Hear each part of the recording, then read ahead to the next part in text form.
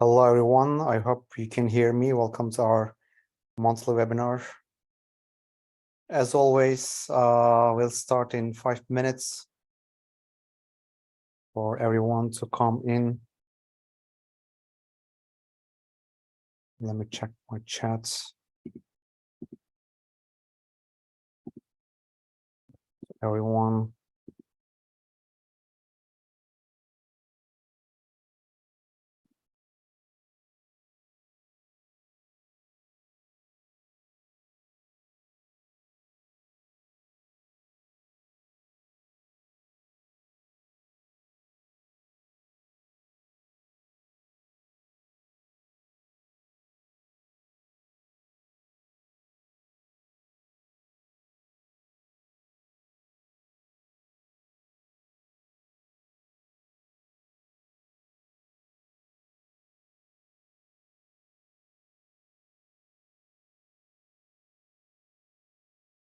Again, I'm just waiting for everyone to come in.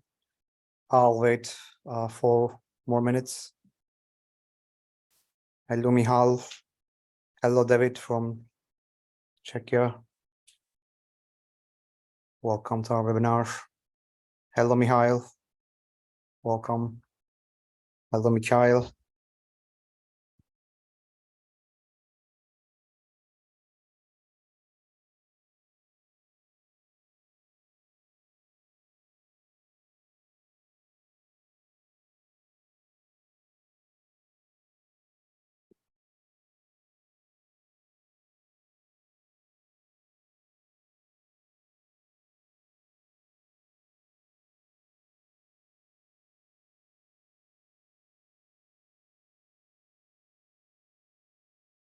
Pedro from Portugal. Welcome. They were Mihail and Mikhail. Do I not pronounce it correctly? Is it the same meaning or different? We cannot talk right here. Yes, they are. Okay. Is it like Michael in English? Okay.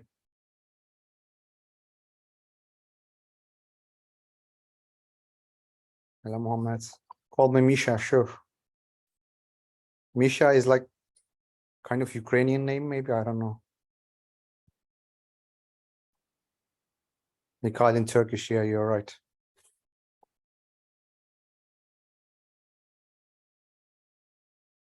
Oh, shorter version of the Mihail. That's great.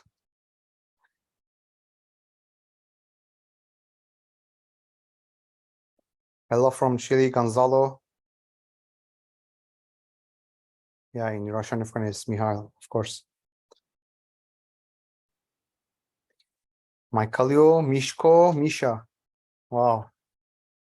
Different version of it. Interesting. Hello from Ecuador, Anthony. Welcome. Salam from Azerbaijan, Ramil, Rahimo. Welcome.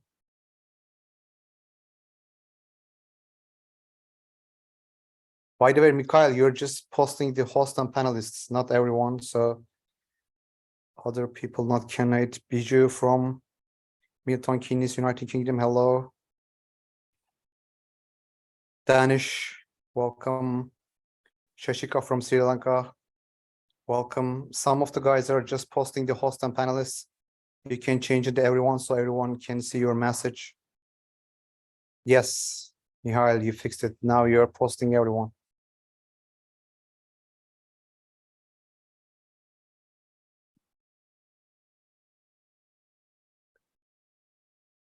Hello, Amer from Istanbul.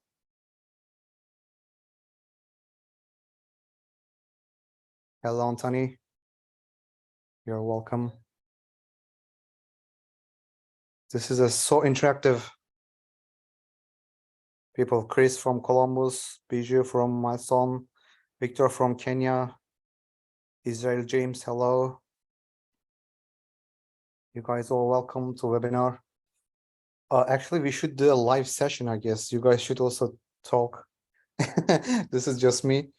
Serhan, hello from Istanbul.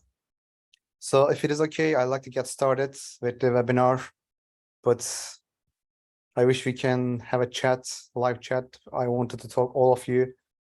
I have also a lot to learn from you guys. Momen from Libya, welcome. Next time, maybe Eren, we can arrange some live session, like, or attendees can also talk, roundtable or something we can do, because there's some so interactive group right now that's made me very happy. Thank you so much, guys. That means a lot to me. Anyway, I'm gonna get started. There are a lot of people are waiting for the CyberWatch series, and maybe we can talk.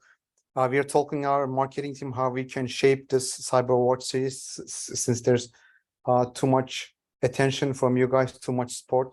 I really appreciate it, your support. That means a lot to me, because this takes a lot of time to prepare this CyberWatch series. And also I'm trying to prepare a blog post after this. Tonight, I'm going to prepare the blog post to share the details with you, because I know you guys want to do your own research, and just 1 hour webinar is not enough to get into the details, especially technical details. So I wanted to read the blog, Medium blog for this, so you can see the details.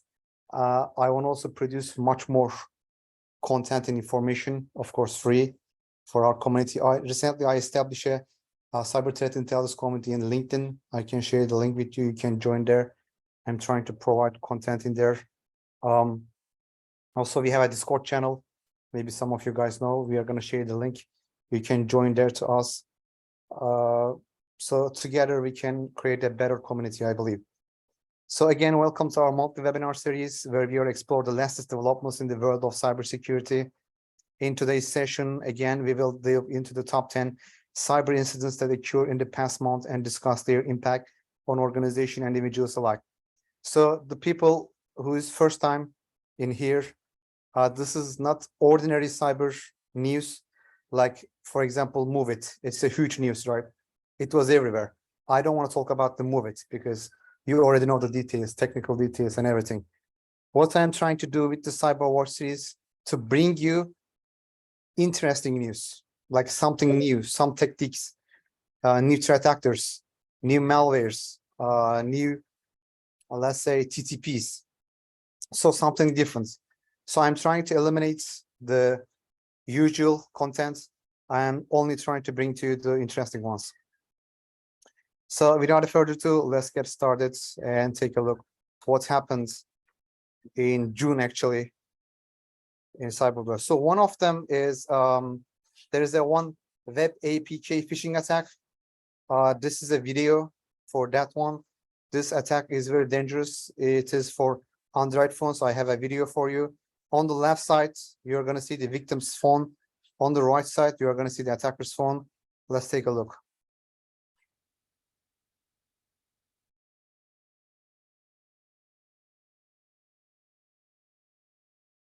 So they receive a message when they click it on the victim's phone. Again, the left side is the victim's phone and the right side is the attacker's phone.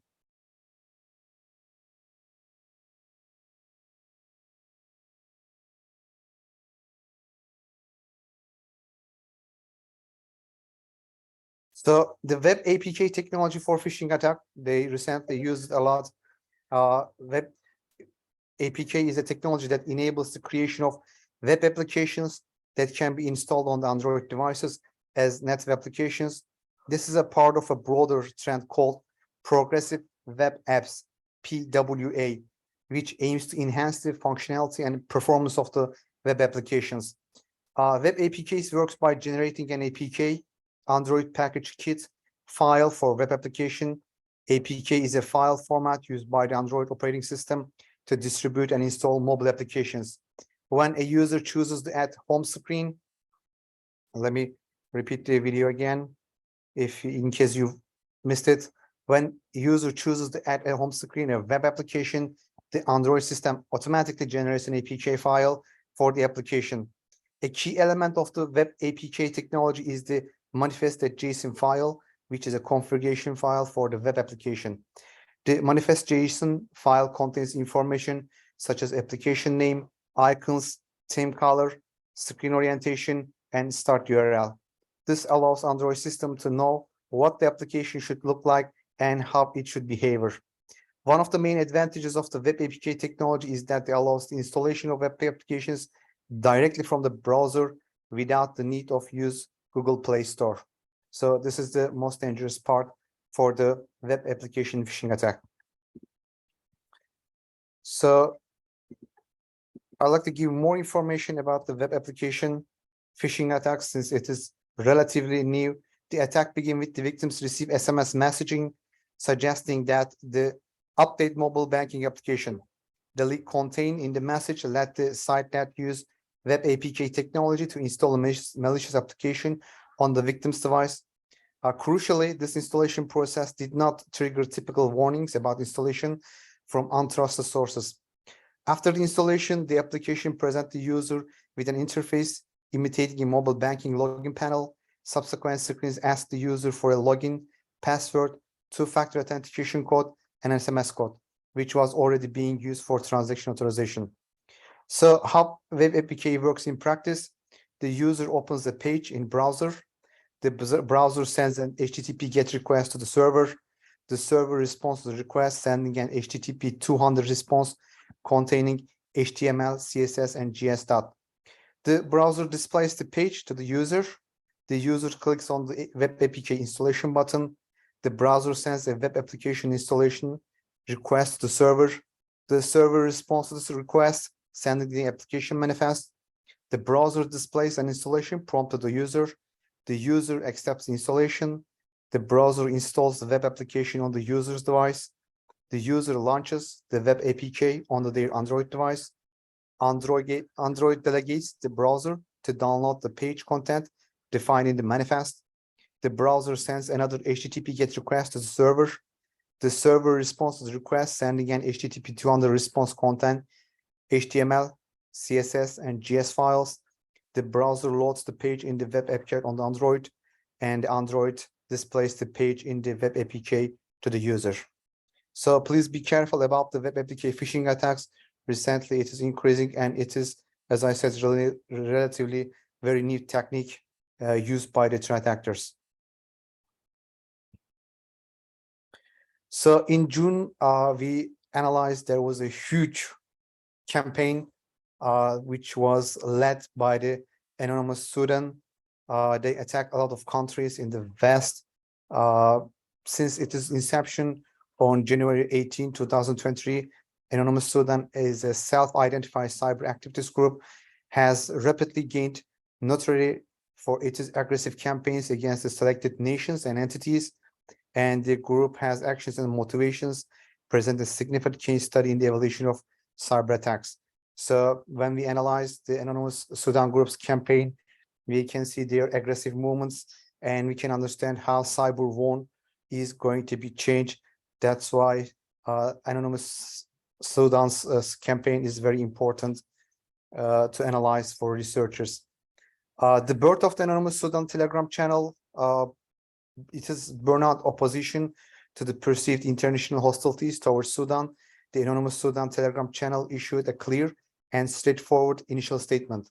They said, "We will attack any country with cyber attacks against those who oppose Sudan." Anonymous Sudan and its associated hacker alliances have reported continued their aggressive campaign of cyber attacks. They targeting numerous prominent websites, including Yahoo, UPS, US Cellular, AT&T, NASA, and even cybersecurity provider Redware. The continued campaign signifies an escalation in the severity of cyber attacks. In February, especially, the hackers successfully took down websites belonging to tech giant Yahoo. They were able to take down the Yahoo's website, logistic company UPS, telecom operators US Cellular and AT&T, and space agent NASA, and the Redware, a cybersecurity company. They were attacked by the DDoS attack. They actually providing DDoS attacks, and they were a target of the Anonymous Sudan. The Anonymous Sudan, they also successfully taking down the several Swedish airports websites, adding another critical industry, air travel and air industry. Anonymous Sudan also ramped up its cyber offense, reported in the cooperation with the other hacker groups targeting Microsoft official websites. The group expressed solidarity with Russian hackers, thanking them for their previous supports. So during this campaign, we saw that Anonymous Sudan is moving together with the Russian groups and attacking, as I said, Western companies, especially in the United States, and also especially for the Swedish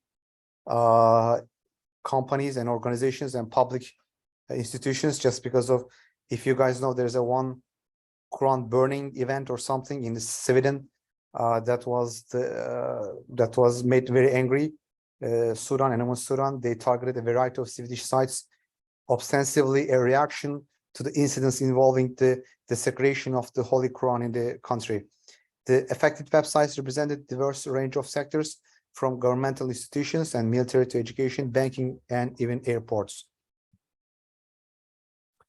So, as I said, Sudan's campaign, Anonymous Sudan's campaign, was particularly important because it gave us some clues, because they were too aggressive. They didn't share the list. Yeah, you can share the list in here. This is until April, but it continues to the June. They attacked so many countries and so many organizations. It shows us the strategic approach in the cyber war is changed a little bit. And what is the strategic approach? I want to talk about a little bit that, because it was important. I have some bullet points for you to summarize this strategy.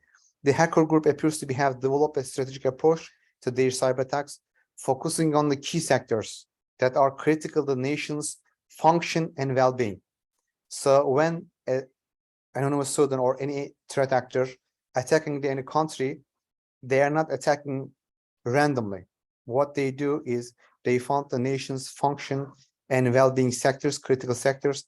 They're attacking that sectors. Their main targets seems to be healthcare. By attacking hospitals, healthcare providers, they potentially disrupt critical medical services and potentially compromise sensitive patient data. This can cause significant distress and can have a real-world implications for patient care. The other group, the industry they attack, is the education. The group targets educational institutions, including universities, which may disrupt learning, research activities, and administrative functions. Moreover, these institutions often hold a vast amount of personal data, making them attractive targets for hackers. The other industry is, of course, finance. You guys know finance always is at the top because they have a lot of money and they want to get this money from finance industry. And financial institutions such as banks or payment systems are often targeted due to their obvious economic importance. Successful attacks can lead to financial losses, disrupt economies, and undermine public confidence in institutions. They also attack the critical infrastructure. This includes airports, power grids, and official government websites, among others.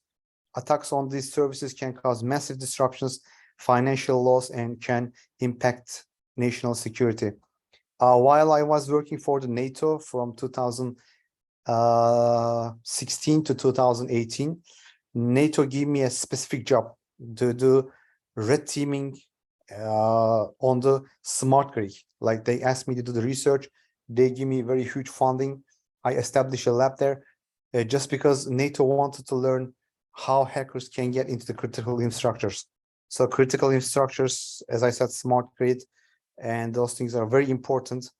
When I was working for the NATO as a researcher and advisor, they specifically asked me to do a research on the critical infrastructure, how they can access, what can do, how it can be protected.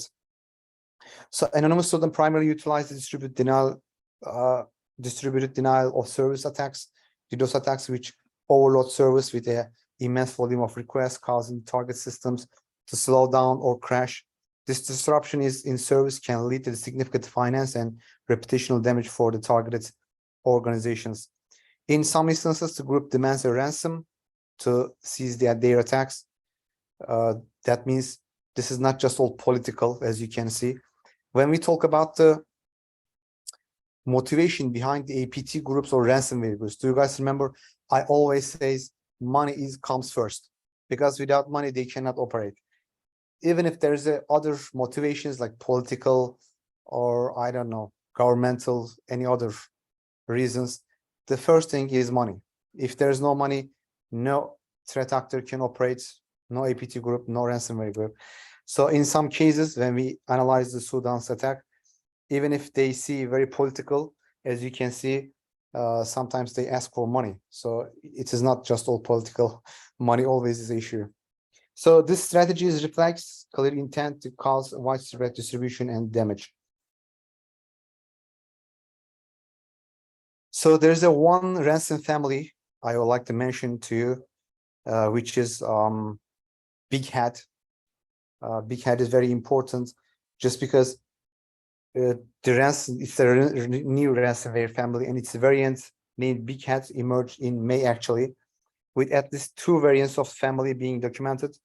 Upon closer examination by our research team, we discovered that the both strains shared a common contact email in their ransomware node, leading us to suspect that the 2 different variants originated from the same malware developer. This is how research works, right?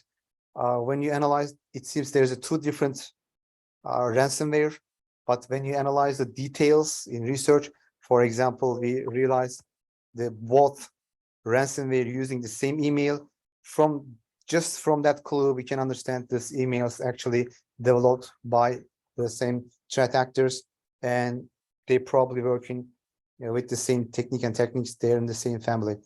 Looking into these variants further, we uncovered a significant number of versions of this malware, and actually, I'm going to share in my blog the details because I don't have time to give you all the details in this webinar, technical details. But in my blog, you can see much more details about this ransomware, technical details, IOCs, hashes, and everything. You can find in my blog. The Big Hat ransomware exhibits unique behavior during the encryption process, such as displaying the Windows update screen as it encrypts the files to deceive users, they effectively locking them out of their machine and remaining the encrypted files using base64 encoding to provide an extra layer of obfuscation. And as a whole, making it more challenging for users to identify the original file names and the types of encrypted files. We also noted that the following significant distinctions among the 3 versions of the Big Hat ransomware. The first sample incorporates a backdoor in its infection chain. The second sample employs a Trojan spy, an info stealer, and the third sample utilizes the file infector. I'd like to give you a little bit information about the threat actor who developed this Big Hat. The ransomware note clearly indicates that the malware developer utilized both email and Telegram for communication with their victims. Upon further investigation with the given Telegram username, we were directed to the YouTube account.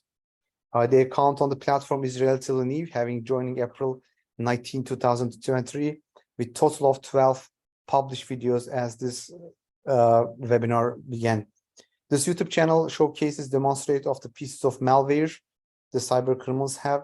We also noted that the pinned comment on each of their videos, they explicitly state their username on the Telegram. While we suspect that this actor engages in transaction on the Telegram, it is worth noting that the YouTube name Aplikasi Premium Juma Juma is a phrase in Bahasa. I'm not sure my pronunciation is correct. It's some sort of language, I guess, Bahasa. And the translation is premium application for free. While it's possible, we can only speculate on any connection between the ransomware and the countries that use this language, but it seems it is from the Far East. Aside from the specific email address to tie all the samples of the Big Hat ransomware together, the ransomware nodes from the sample have same Bitcoin wallet and drops to the same file. Looking at the samples all together, we can see that all the routines have the same structure in the infection process that follows once the ransomware infects the system. The malware developers mentioned that the comment section of their YouTube videos that they have a new Telegram account, indicative that the old one, previous the one used.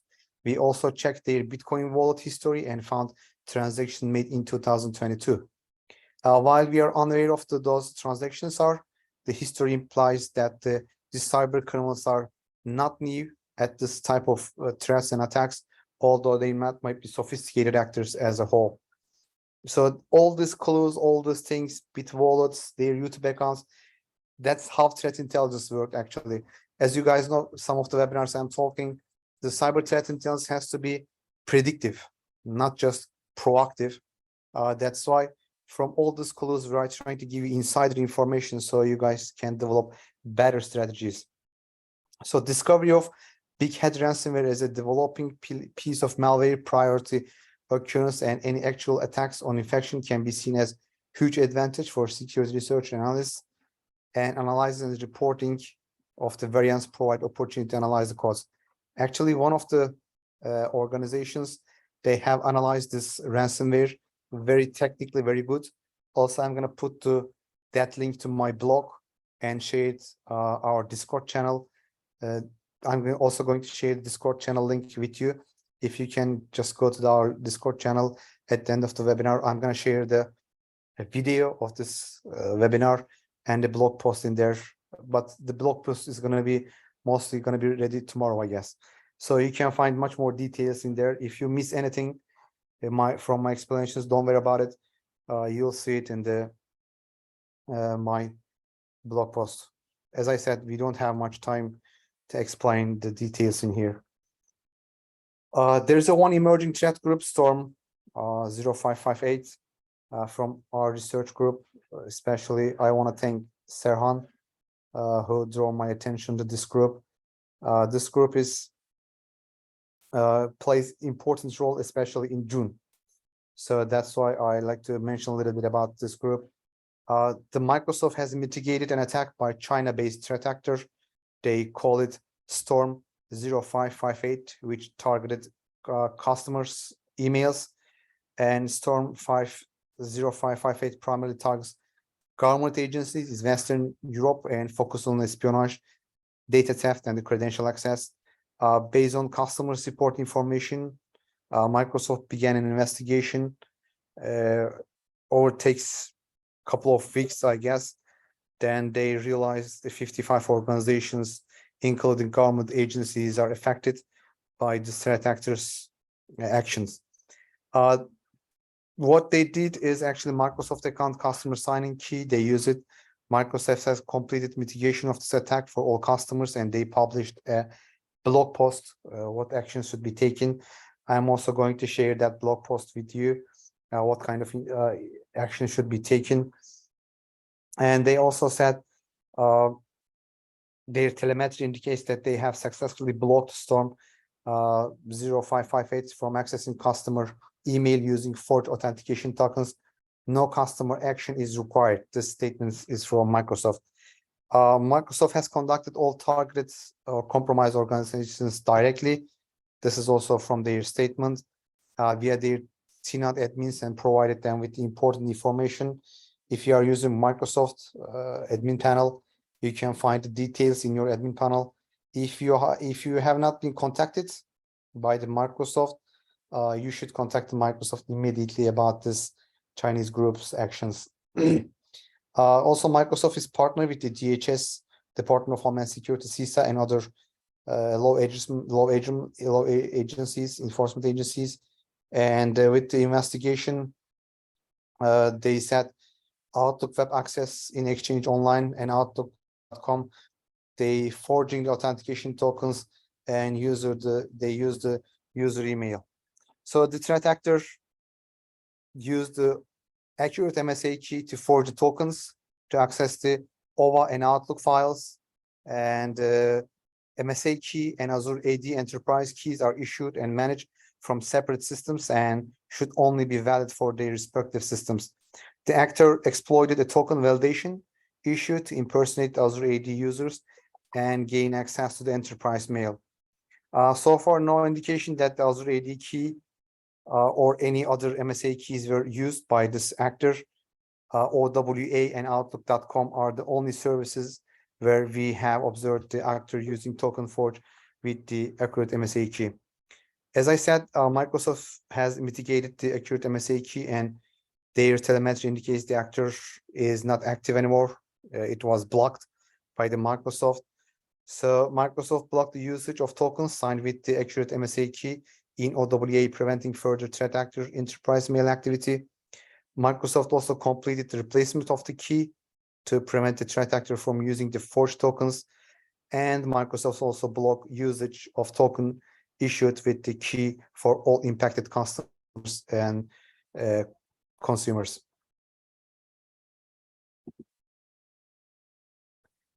So the other news I'd like to share with you, the researchers from Avira actually develop a decryption for the Akira ransomware. Akira ransomware group is very active in May and June. They were also aggressive by attacking, and developing a decryption key is a very good news for the people in defensive part. Again, researchers from Avast have developed a decryptor for the Akira ransomware and realized it for public download. In my blog, again, I'm going to share the link with you how you can use decryption key step by step. Following the step, you can decrypt the Akira's ransomware. Hopefully, you cannot attack by the Akira, but just in case, if you wanna interested in how this decryption works, or just in case if you want to keep the decryption in your documentation, you can find it in my blog. The Akira ransomware group appeared in March 2003, and since then, the gang claims successful attacks on various organizations in the education, finance, and real estate industries, among others. The Akira ransomware comes as a 64-bit Windows binary written for Windows operating system. It is written in C++ with heavy support from C++ libraries. Additionally, Boost library was used and implemented the synchronized encryption code. The binary is linked by Microsoft Linker version 14.35. So again, you can find the details about how decryption works and how they developed the decryption for Akira ransomware. And again, Akira ransomware group is very important. We are closely watching the Akira ransomware group. This is also a relatively new technique, steal as a ransomware. I don't know if you guys have heard of it. It was like very new concept, very new tactic. Everybody should know about this concept because this is very important. I want to thank Serhan again from our research team. He let me know about this. He did a research about this. I deepened that research to give you more information. So stealer as a ransomware is a new kind of, this is like a couple of weeks ago, I guess. This is a very new tactic. That's why it is very important. It drew our attention as well. This is a hybrid malware, combines the data exploitation capabilities of stealer with the destructive potential of ransomware, creating a formidable threat to the digital security. They call it STAR, shortly. STAR, like we know. STAR operates in two stages. Initially, it acts as a stealer, infiltrating the system and extract valuable data. It targets sensitive information such as login credentials, financial data, and personal identification information. And this data is then transmitted to the attacker server, providing a wealth of exploitation information. Following the data exploitation phase, STAR transitions into the ransomware mode. It encrypts the victim's files, rendering them inaccessible. The victim is then presented with a ransom note, demanding payment in exchange for a decryption key. The dual threat makes the STAR unique. That's why this kind of attacks are unique for us. Dual threat, it's particularly dangerous. Even if victim pays the ransom and regain access to their files, the stolen data could still be used for further attacks, such as identity theft or target phishing. Preventing STAR attacks requires a multi-phased approach, regular system updates, robust antivirus and software systems, and employing, of course, education training is the most important one on phishing tactics and crucial. And additionally, regular data backups can mitigate the impact of the ransomware attack. And in a nutshell, stealer as a ransomware represents a significant escalation in cyber threats as this hybrid malware continues to involve proactive measures, and vigilance are our best defense. That's why we have to be much more careful. Since this attack is very interesting for me as well, I'm going to write another blog post for this this new tactic and ransomware. When it is ready, I'm going to share with you as well. So the other interesting news is you guys all know the Lockbit. Lockbit is the top of the game all the times. They changed the ransomware world forever. Recently, they give an interview to the VX Underground. I'm going to share the link with you in my blog post. Again, you can read the interview yourself in there. But this is the summarized version of the interview with the Lockbit ransomware group administrator, identified LBO. If you guys are interested, because I said Lockbit is always at the top of the game, and this interview is quite interesting for me. They said they are in the vacation right now. They are enjoying their vacation and they don't care about the ransomware at the moment. That was interesting. Actually, I was talking to my research team just before this webinar. I said, how come? In a couple of minutes, I'm going to talk about the CLOP leaks, CLOP ransomware group, because they leaked too many organizations' data. So it was the first time, I guess, CLOP published more data leak than the Lockbit. I asked how this could be possible. Like, what happened? Lockbit was always at the top of the game. They said, "Oh, you don't know, I guess." I don't know what. Lockbit is in the vacation. That's why. So it was interesting for me. Anyway, here's the summary of the interview for the people who don't have time or they don't want to go to read the entire interview. Anyway, I'm going to share the link with you, but the LBO said, he's one of the admins, he said Lockbit was founded September 3rd, 2019 due to dissatisfaction with the other groups. He was a veteran of the ransomware scene, LBO said. The name Lockbit was derived from the words lock and byte. Of course, you guys know this. Lockbit was not started alone. The team includes over 10 members, including pen testers, developers, money launderers, testers, and negotiators. When it was first established. Right now, they have much more than this. They have business analysts, data analysts. Even the Fortune 500 companies don't have these positions.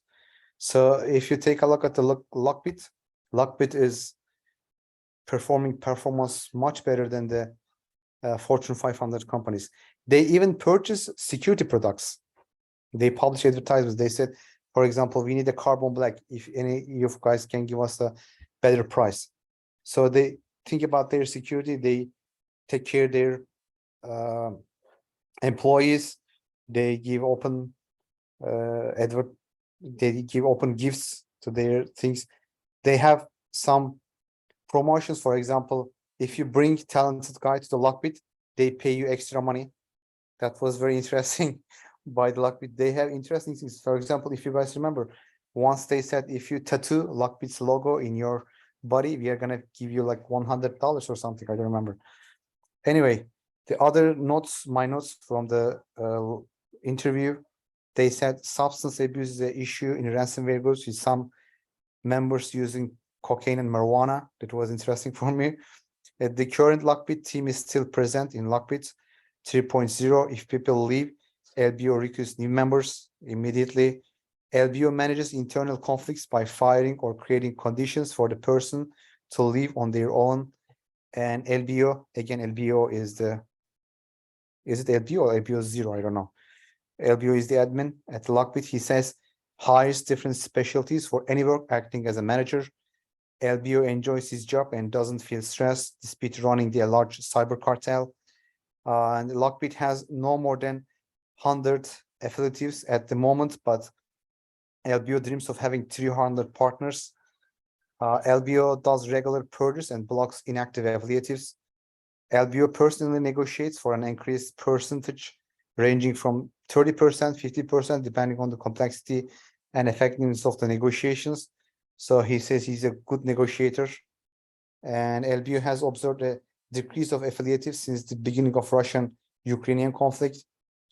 Cashing out ransom is not difficult, according to LBO. Money is transferred to the Chinese exchangers, then to another exchange, then to the drop cards. That was interesting for me. That's why I wrote to my notes. LBO meets money moves in person who don't know his true identity. They are trusted with 1,000 to 7,000, I'm giving 5% cut. LBO invests cash out money immediately into the business and mixes it with legal money to infiltrate business profits and launder money. As you can see, this guy is explaining everything in detail. Even, do you guys know what he said? He said he has 3 restaurants, three restaurants, yeah.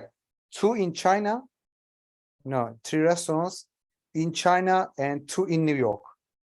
This guy even tells at the interview, he has 3 restaurants, 1 in China and 2 in New York.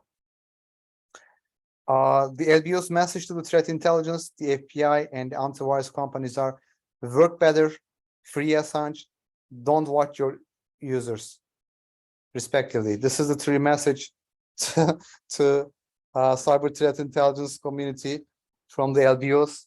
He says, work better. They believe we don't work better, I guess. Free Assange, and don't watch your users. So this was an interesting interview.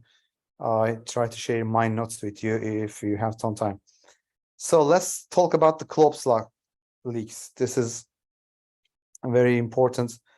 Again, this was so aggressive because Klop has named 36 additional organizations, including the 10 in last month.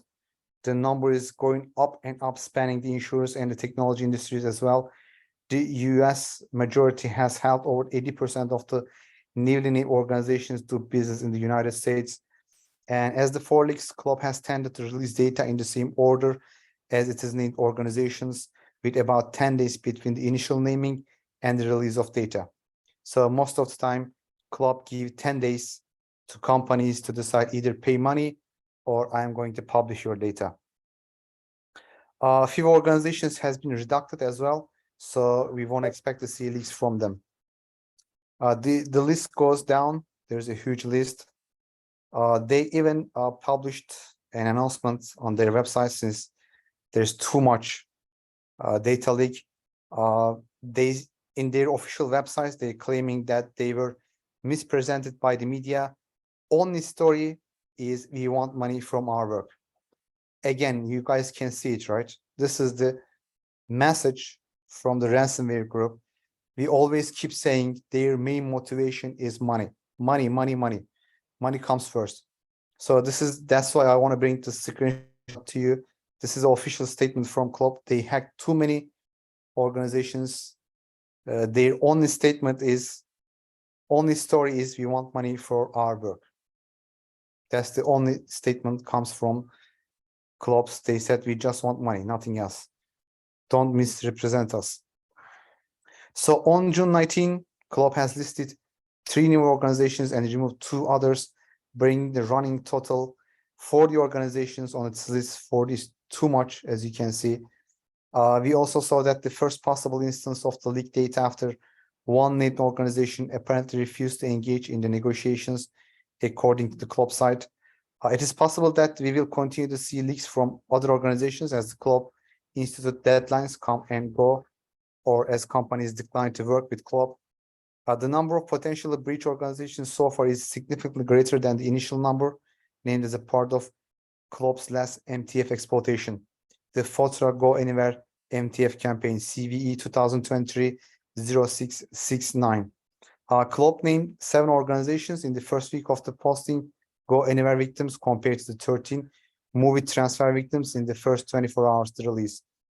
Although we haven't yet seen any of the major organizations that provides previously disclosed movie transfer breaches named on the Klop's leaks, it is highly likely the Klop is just getting started naming possibly compromised organizations.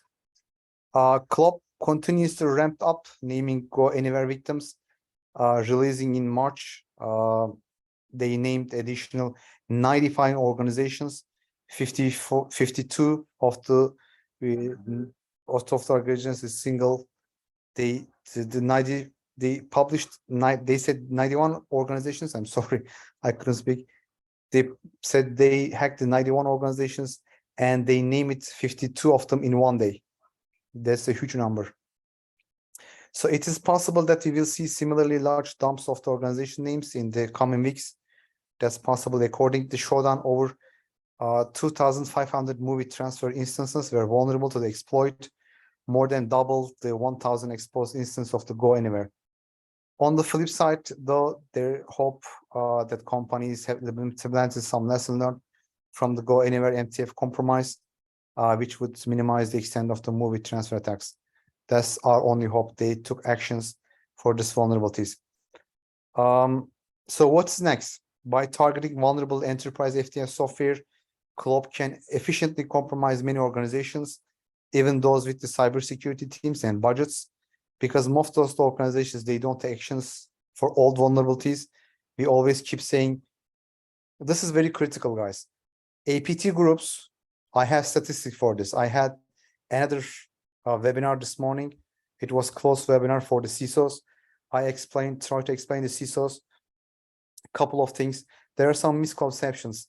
APT groups and ransomware groups, they are not looking for new vulnerabilities. They're looking for the old vulnerabilities. Why? Because a lot of organizations, they don't close the old ones. Like, I don't have the statistics in front of me. It was in this morning's webinar, but I can share later with you guys. Like, most of the vulnerabilities exploded by the APT groups from 2017, 2018. Like 25% of the vulnerabilities exploited by the APT groups. They're from either 2018, 2017, or 2019. So most of the people think these hacker groups, these APT groups, ransomware groups are looking for new vulnerabilities. No, they're looking for the old ones because they don't want to spend time. They don't want to spend their effort for the new ones. The other things I can tell you, please be careful about this. Most of the people, or most of the CISO, most of the security guy, they think this APT groups and ransomware groups, they exploit the critical vulnerabilities. No, they don't want to exploit the critical vulnerabilities. Why? Because most of the people, like I used to be head of the pen test team. We were doing a lot of pen testing. We prepare reports. We sent it to the organization. Okay, this is your report. You can see the details. Their CISO or their security manager, whoever in charge, they take a look at the report, because at the end of the pen testing, we are doing a closing meeting, and we explained all the vulnerabilities we found on the pen testing, right, to the team, how we found it, what should they do to close the vulnerability. The guy in charge only interested in the critical vulnerabilities. The others, they don't care. Like, we are telling, okay, the critical one is done. Can we move to the medium ones? They said, no, critical. If the critical one is done, that's fine. You don't have to go to the middle ones, because they don't care. So these APT groups and this ransomware groups, they know the people in charge in security only take care of the critical vulnerabilities, not the middle one and low ones. So again, I don't have the statistic in front of me, but I got the statistics from CVSS. These guys are exploiting the medium and low level vulnerabilities because nobody cares about them. So please be careful. These two misconceptions, very important. They're not looking for the new vulnerabilities. If you have old vulnerabilities, please patch them immediately. This is the first thing you should do. If you are ignoring low and medium level vulnerabilities in your organizations, you're being a big mistake, because they are not after the critical ones, because everybody cares the critical ones, but nobody cares the middle and low level vulnerabilities. This is the thing I want to share. Anyway, I'm going to continue. This is some details about the countries. As I said, most of the organizations from the United States, as you can see, the rest is from the Western countries. So just before I start this webinar, this is just came in. CLOP said they officially announced that they hacked the Discord media channel. Just I wanted to bring your attention while I'm preparing this webinar. Just a couple minutes ago, in their official website, they said Discovery is one of their victims. So this shows us more are on the way, coming clubs leagues are going to be continued. So this is another thing I want to bring your attention. Like you guys know the new platforms, Threads and Blue Sky. Threads is developed by Meta. It's a recently emerged social media platform introduced by Meta, which owns Facebook. According to Meta's description, Threads aims to bring communities together for discussion on a wide range of topics. It is kind of a rival of the Twitter, right? It was they said it's a like chess movement from the Mark Zuckerberg against Elon Musk. Blue Sky is a decentralized social network protocol and associated with social networking service. It was conceptualized by the former Twitter CEO, Jack Dorsey, and developed in a parallel with the Twitter. Blue Sky has a Twitter-like user interface with algorithmic choice. And these two platforms are very popular. And that's why it's a kind of neat playground for scammers. That's why I wanted to bring your attention. On the right side, you can see some phishing domains we detected in SOC Radar. This shows us how these platforms easily become popular for the scammers. There could be account takeover and impersonating. One of the significant risks is not creating an official account on the new social media platform. Is the possibility of someone else is taking over your company's name and impersonating your business. This is the first risk we are facing, because maybe you guys also don't have your organization's Threads or Blue Sky's official website, official social media accounts. So if you guys don't open it, then the scammer is going to open maybe. So you have to be careful. That's why you have to use the brand protection. Malicious actors can create fake accounts, mimic your brand's identity, and engage in deceptive activities to cheat your clients, spread misinformation, or conduct phishing attacks. This can not only lead to financial loss, but also tarnish your company's reputation and erode customers' trust. There could be, again, phishing attacks and malware distribution by impersonating your company on these new platforms. Threat actors can exploit your brand name to carry out phishing attacks. They may send deceptive messages or distribute malicious links that can lead unsuspecting users to phishing websites or download malware onto their devices.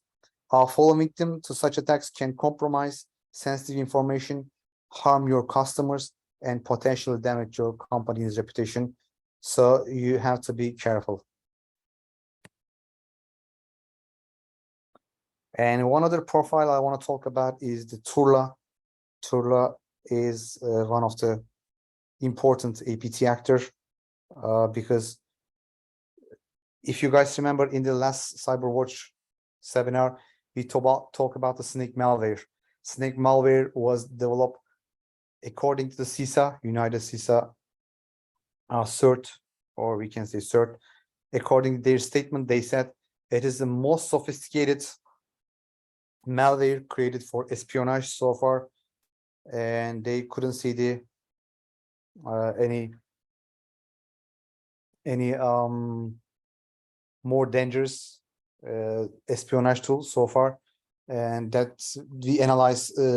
That's why we analyze the snake malware a little bit in the last CyberWatch series. That was developed by Turla, if you guys remember. That's why Turla is very important. We closely watch Turla. They're enlarging their operations. Of course, they are supported by the Russian FSB. It is kind of equivalent of the FBI in the United States, I guess. But in, I guess, June, July, yeah, in July and August, we are going to see more operations by the APT group Turla. That's already beginning a new tool, Andromeda. Like this is a new tactic developed by Turla. Again, you can find the details in my blog post. I don't want to go into the details right now. I have 5 minutes left. Maybe I can have some question of yours. This is all from my side. Again, we created a Discord channel, and recently I created a CTI Cyber Threat Intelligence community in the LinkedIn.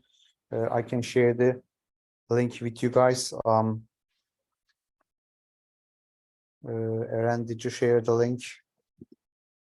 Yeah, great. Yeah, you can go to the Discord channel. We have a couple of channels to support our community, like daily cyber threat intelligence, daily OSINT, daily CISO, daily cyber awareness, something like that. We create a lot of good information and reports in our Discord channel. I am trying to share the recap of this video and the blog post. I think you can find a lot of information in our Discord channel and the LinkedIn page. Please join us. Also, I want to mention our cooperation with the virus portal. Recently, we have an agreement with the virus total, and in June, Sokradar, the inventor of the extended threat intelligence concept, and virus total, a well-renowned malware detection service, announced an exciting new partnership designed to bolster cybersecurity efforts worldwide. This collaboration, we will see Sokradar become reliable data provider for virus total, and thereby expanding virus total's threat detection capabilities and enriching its threat intelligence insights. So they said they're from now on, they are trusting the Sokradar's data, and we have, with the virus total, we are trying to create a better cybersecurity community, better cyber threat intelligence community.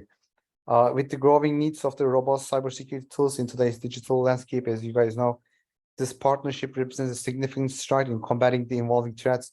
Sokradar and involving cyber threat intelligence, external attack surface, digital risk protection, we will now contribute to its IOCs and dynamic threat feeds to the virus totals and already substantial malware detection capabilities.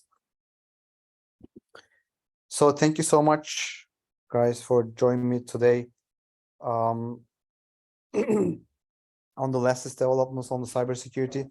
It was a pleasure to share my knowledge and insight with you, such an engaged and authentic audience.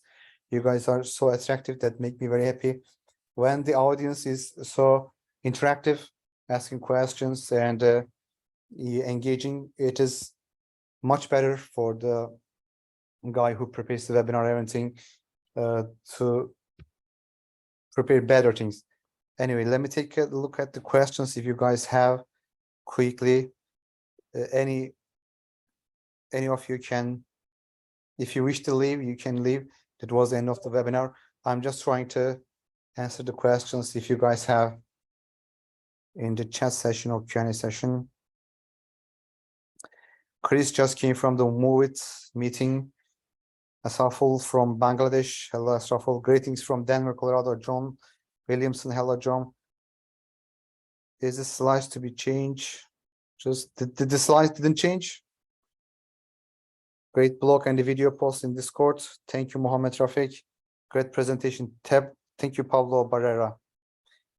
Definitely looking forward to blog post on the Stealer as a ransomware. Want to learn more about this vector? Yes, John, that's very important. It's a relatively new concept. It is very important.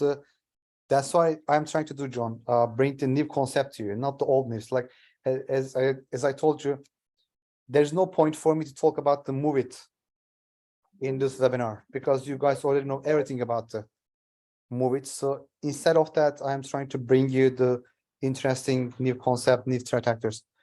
Can we get the link? The Taufik says, can we get the link? It's for the Discord, I guess. Eren shared already. Are they hiring? Majid, your question is for the Lockbit, I guess. Yes, they are hiring. Mihail, thank you for sharing. That was amazing and also very important. Thank you, Mihail. You were so supportive from the beginning. I appreciate it. Catherine, only Discord. No, Catherine, we have also, I recently opened a LinkedIn Cyber Threat Intelligence community, but I'm going to share the link for the LinkedIn in the Discord channel. If you're able to come to the Discord, I'll share there. Kaisar, thank you for sharing. Thank you, Kair. Ramil, thank you so much for joining. Israel James, thank you joining us.